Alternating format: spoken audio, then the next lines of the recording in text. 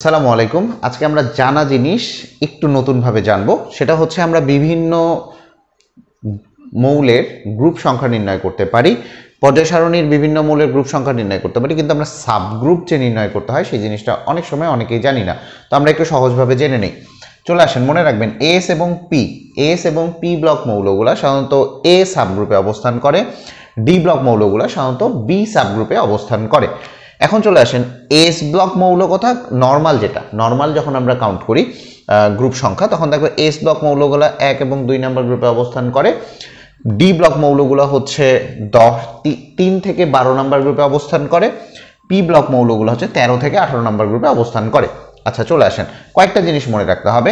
যখন দেখবেন গ্রুপ 8 আসতেছে, নর্মাল গ্রুপ 9 আসতেছে, গ্রুপ 10 আসতেছে, তখন আপনি মনে রাখবেন এটা হচ্ছে 8B সাবগ্রুপে অবস্থান করে। আবারও মনে রাখেন 8, 9, 10 এগুলো সবগুলাই ডি ব্লক মৌল, মানে ডি ব্লকের গ্রুপ।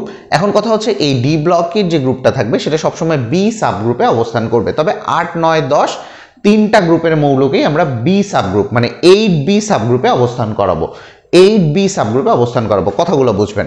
প্রসেসটা চলে আসেন, প্রসেসটা কিভাবে করব। যদি দেখেন 10-এর থেকে বড় আসে, 10-এর থেকে বড় হয়, তাহলে দেখবেন নর্মাল যে গ্রুপটা আমরা বের করি তার থেকে আমরা 10 বিয়োগ করব, বিয়োগ করলে যা আসবে সেটাই হচ্ছে তার সাবগ্রুপ। ঠিক আছে, এ আর বি আমরা জাস্ট বসাই দিব। ফর এক্সাম্পল দেখেন অ্যালুমিনিয়াম আমরা কি করেছি, অ্যালুমিনিয়ামে দেখেন 13 নাম্বার গ্রুপ, নর্মাল যখন আমরা কাউন্ট করি এটা হচ্ছে 13 নাম্বার গ্রুপে অবস্থান করে, তাই না?